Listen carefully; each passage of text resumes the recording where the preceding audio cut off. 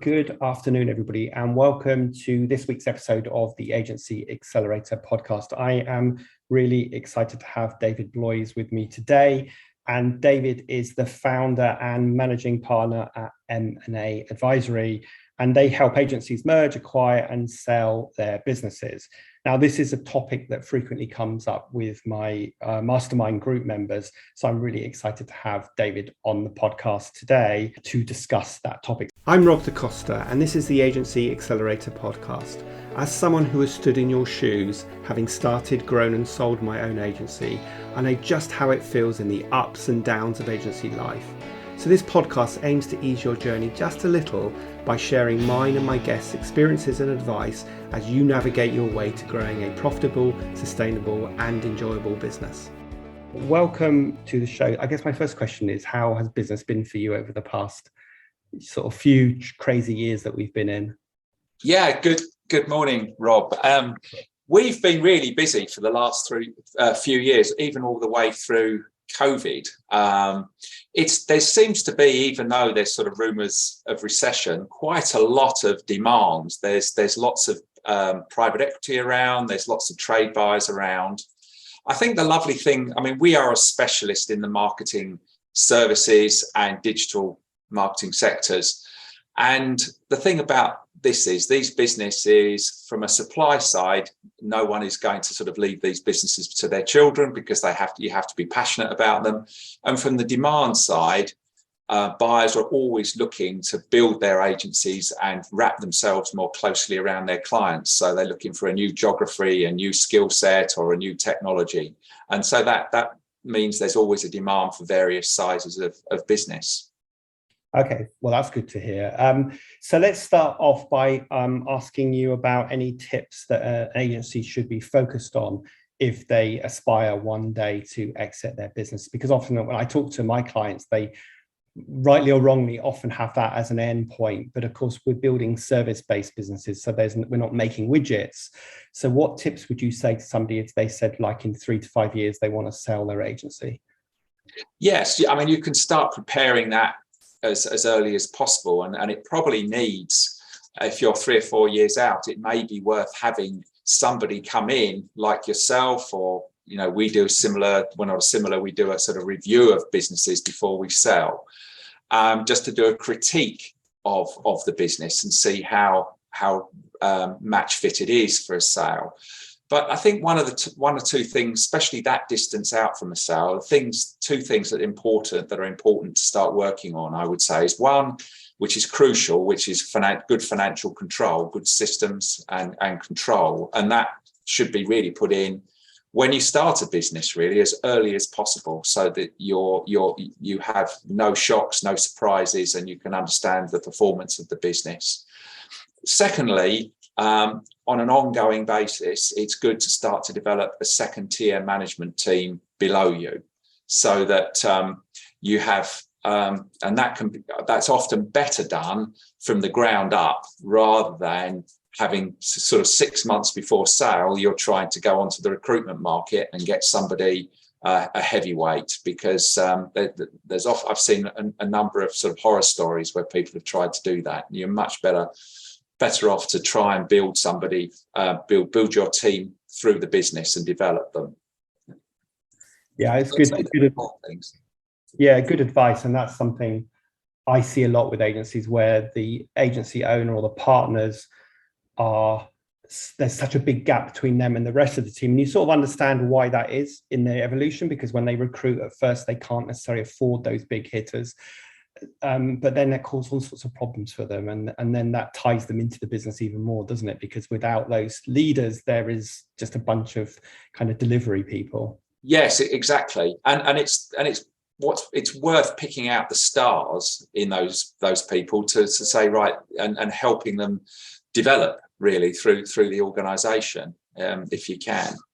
Yeah. So if you were advising an agency who thinking about selling and they want to maximize the value of their agency, what would you say that they need to do to build value into their business? Well, I think that's one area. So, the founder working on the business rather than in it and having a good second tier, that really helps. It's very difficult to sell a business where you haven't got a reasonable second tier management team. Have good financial systems and procedures. Again, if you haven't got that and you're waiting and buyers are waiting for financial information or there's surprises, it doesn't bode well for a sale. Thirdly, things like develop those client relationships, try and make sure clients are on retainer, you've got a good record of servicing clients and that sort of thing. I would say that's another must have if you can, because buyers will look at the quality of your client relationships and the types of clients you work with.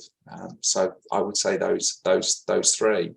Yeah, and I guess I'd just like to add to that systems and processes piece, because I guess it's not just the financial systems, but it's the systems that document everything you do as a business, because in the eyes of a buyer, that makes you more scalable. Whereas if you saw, I guess, two agencies that were turning over the same amount of money, but agency A was at their capacity and their present way of doing business isn't scalable, and agency B is doing the same turnover, but they've got systems and processes that are scalable, that are documented, then obviously agency B is worth a lot more money, right? Absolutely, yes. That when I say financial systems, you're absolutely right. It's the whole system of running the agency which should be enhanced, and in these days, there's lots of scope to do that with software and all of these other things to really make it a slick operation. And if you've got that really helps. And as you say, it will help your growth as well. Yeah. Okay, so let's just move on to talking about finding that company that's either going to buy you or merge with you. What should an agency be looking for in that potential partner or that potential buyer? Yeah, a few things to say here. I think it's really important to try and get a choice. I suppose you could put on a house buying analogy here, in that you go and see half a dozen houses, and there's always one that sticks out as the one. Say that's the one. That is the house I really like. So you need to have a choice to get a feel, because if you go and see the first house, you've got nothing to compare it with. So, I'd recommend getting an advisor, an M&A firm, to help you do this. But you definitely want a number of buyers so that you get the right feel for which is the right one for you. And what tests you can apply to that feel? We have a strong ethos here to say that in any deal there should be three elements, and those three for it to be successful. And those three are: when you meet a buyer for the first time, there should be good chemistry between the two parties. Because if you haven't got that, if you don't get a good feeling about them, the chances are that when things get a bit more stressful through any earn-out situation or clients, things are going to go wrong. So that's one of the things. You need to have that rapport. The second thing that is essential is a good cultural fit. And by that, I mean a style of working, or the way we do things around here. And for example, you wouldn't put together a business that has a very bureaucratic culture with a business that has an entrepreneurial culture, because there would just be an immediate clash. So that when they start working together, it's not going to be a success. The seller is not going to be able to maximize his returns if there's that constant cultural mismatch. And when you hear of deals falling over, after 1 or 2 years and mergers going wrong, people say, oh, these mergers never work. That's often a very good reason why they don't. And the third ingredient that you must have in any deal is what you call an outstanding business proposition.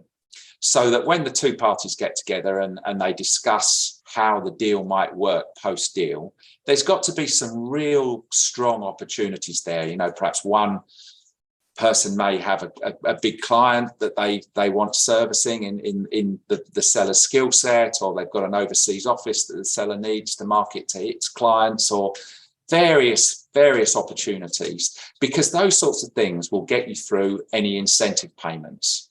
There's kind of a rumor in the industry where people say, oh, you need to get as much money as possible in the upfront payment because you'll never get your earnout. Now, that's not true. If you have those three ingredients, that you can tick those three boxes, you will get your earnout. In many businesses we sell, sellers make much more on their earnout than they do on the upfront payment, and they get pretty substantial upfront payments too. But the incentive payments is something you really want to maximize, because that's where the real money is. So, I mean, so as I say, get an advisor to give you choice. And going back to the housing analogy again, I get so many people who say to me, we've had an approach from a buyer, so we don't need an advisor. And and they often sell their business to that first person who knocks the door, and it ends up a disaster, because they haven't ticked those three boxes: the chemistry, culture, and proposition, and they often, one of those probably at least, doesn't apply. And you have to go back to that housing analogy again and say, although your business is by far your biggest asset, but most people wouldn't sell their house like that, but they're happy to sell their business like that, which is quite astounding. Yeah, that so much of what you just said really resonates with me personally. And I think you're banging the drum of why they need an expert like you, because when I sold my agency, we actually did employ a consultant to help us. But ironically, we found a buyer ourselves in the end. So we committed all the cardinal sins you just said. So there was a bad cultural fit. We were seduced by the potential value that they were going to pay. And it was a disaster. It wasn't a disaster, but after 2 years, which was my earnout period, they offered to sell me the business back for £1. And I said no, because they killed the brand. What they really wanted me to do is take back the people and take that responsibility. But I was ready to do something else. Sure. We didn't have a good cultural fit, and unfortunately, of the potential earnout, we probably only got 40% of it because of all of that. So those factors, yeah. So but what we didn't have was someone like you saying, actually, Rob, this looks good on paper, but are you really sure about the cultural fit? Because we were a 25-person entrepreneurial agency being acquired by a 2,000-person bureaucratic agency. So we were exactly not what you would class as a good fit. But I think we got very seduced. Well, two things happened to us. One, we were very fixated on selling, and that was the end goal. And two, we were seduced by the potential numbers. And that makes you very blinkered. And, like you said, buying the wrong house, except it's a much bigger purchase than a house. So anyway, so I think for me, if I were ever to do it again, I'd definitely be employing someone like you. So another question I get asked a lot by my audience is, Rob, how do I value my agency? And of course, accountants will give you one figure of certain times profit or revenue, but how would you answer that question if someone asked you that? Yeah, sure. Well, in the marketing sector, there's all different ways people value businesses and sort of misnomers. You hear these sort of rumors where someone says, oh, they got 20 times multiple for their agency. And that's often led because in the public domain, generally, when the newspapers publish the value of a deal, they will publish the end value, what's called the deal maximum under the deal, which is the upfront payment, the earnout, and the sort of maximum possibility under the earnout. So, that might be £10 million or something like that, even though the agency's making, £200,000 or something, or in its last year's statutory accounts, it was making 200,000. So the multiple, dividing one by the other, which they do, gives some fantastic multiple. But generally in the agency sector, multiples broadly are between about 4 and 8 times of that. And that's what the deal is predicated on, even though you see these massive multiples. So you're looking at 4 to 8 times profit. So the 4 will be for a weaker agency, perhaps owner managed, with perhaps heavy reliance on the owner, heavy reliance on 1 or 2 staff, perhaps, and heavy reliance on one particular couple of clients. So those sort of things, and those sort of things I've mentioned, those negative attributes, as it were, are what you might call discount factors. And premium factors might be things like, as you said, very, very strong systems and procedures, blue chip clients, no client making more than, say 10% of revenue, a strong second tier management, something in a sexy area such as healthcare or technology. They will be right at the top of that band and possibly even more.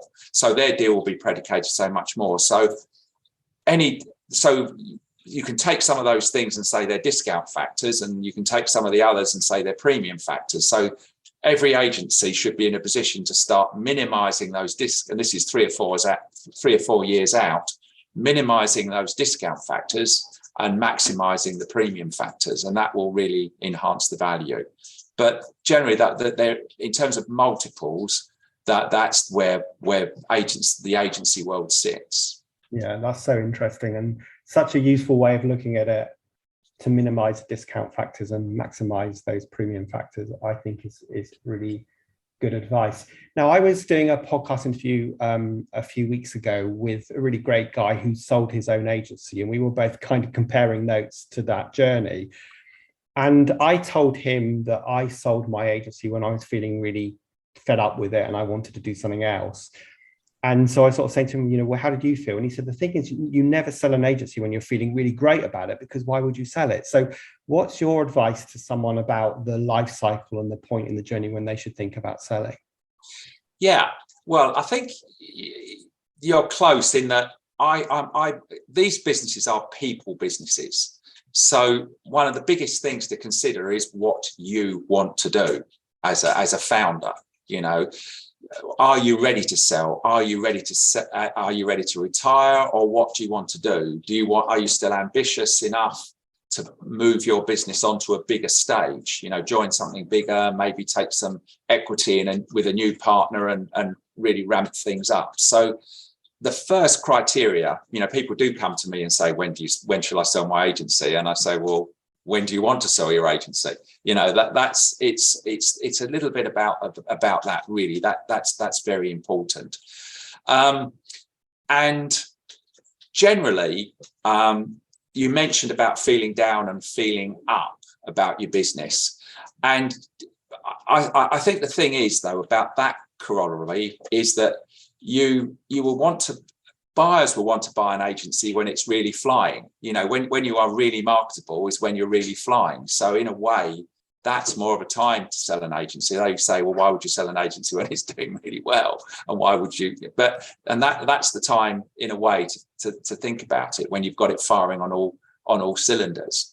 But it's as well as your own personal thing. You consider what's good for the business as well. There's certain businesses that reach a level where they need a bigger partner. As I've mentioned before, maybe they want to work for blue chip clients and they're not quite at that level yet, or they want to work in the consulting area.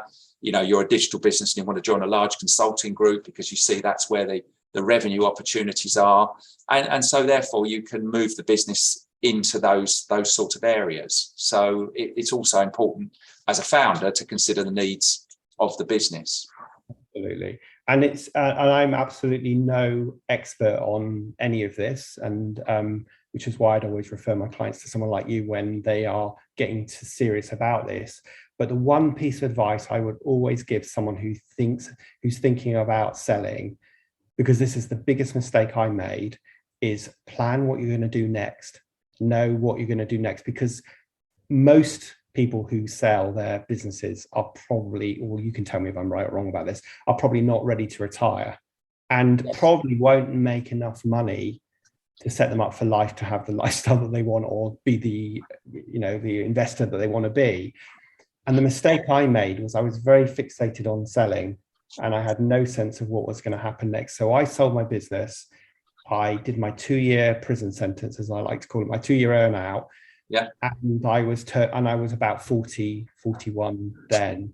And I had no clue about what I was going to do next. And in a space of real honesty, it was one of the worst times of my life, because I lost a sense of who I was. I was no longer Rob, the agency owner. My self-esteem was largely based on that. And I hadn't got a bloody clue what I was going to do next. Yeah. And that's one thing I say to people now is, like, have a succession plan for you personally. Know what you're going to do next. Yeah, I would 100% agree with that, Rob. That is really important, and I think that also goes with, again, what I was talking about before with the approach. You know, so many people get an approach for their agency, and they think, wow, I can sell my agency, and they go ahead and sell it, and then they say, what do I do now? And I've come across many people like that, and that's why. You're absolutely right. You've got a plan. And that's why it goes back to saying, what do you want to do personally when you sell your agency? If you want to go and, if you've got a significant enough agency, you want to go and sit on a beach in the Caribbean, that's fine. As long as you've got a plan to do that, or you want to continue with a bigger group and, or take equity in something like a buy and build, I've had plenty of clients, so that's what they want to do. They want to grow their business. So yes, indeed, have a plan is really important. It's a people business, and it centers around you as the founder primarily.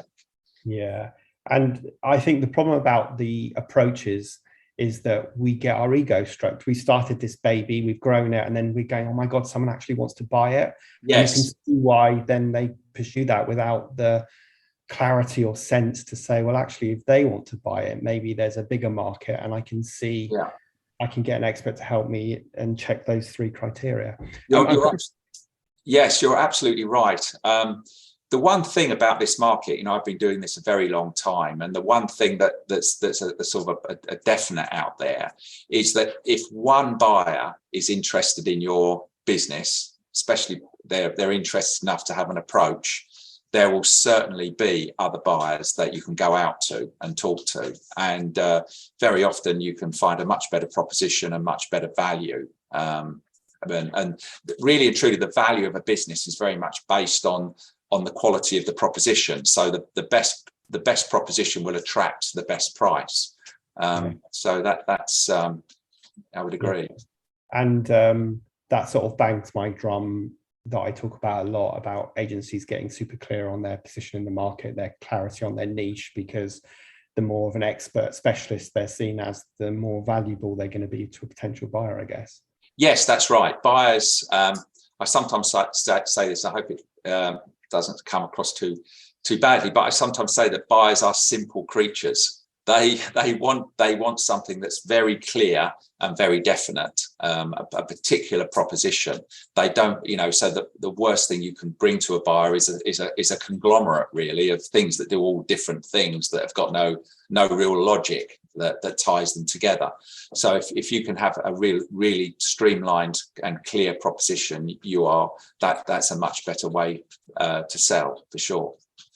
Fantastic. Okay, well, I'm conscious of time, and so let me ask you the final question that I ask all of my guests, which is, if you could go back in time and give the younger David, just starting out in business, a piece of advice, what would it be?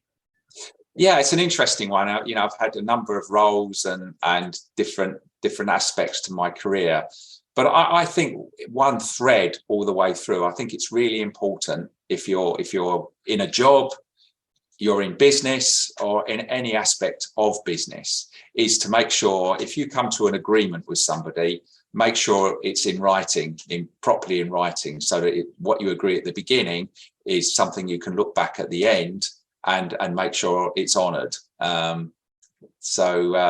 think the days of handshakes are well and truly over. Great piece of advice. And actually, yesterday, I was on a call with a client who is coming a cropper for this very reason, and their client is threatening to sue them because they haven't delivered a favour. A favour in my client's perspective, but obviously they didn't see it as that because it wasn't all in writing. So great piece of practical advice. Now, last question, David. If people wanted to reach out to you and find out more about you and your business, yes, where would they go? Yes, we're based in central London, but obviously delighted to have a Zoom or a call with people. I'm very, very open to have a chat with people. We're kind of agency enthusiasts here, so it's great to speak with founders and owners of businesses, and give, just happily have a chat rather like this, really, and give them some advice on their business or a particular M&A issue. So that's no problem at all. So my email address is davidb@m&a at M&A which is spelt mandaadvisory.com.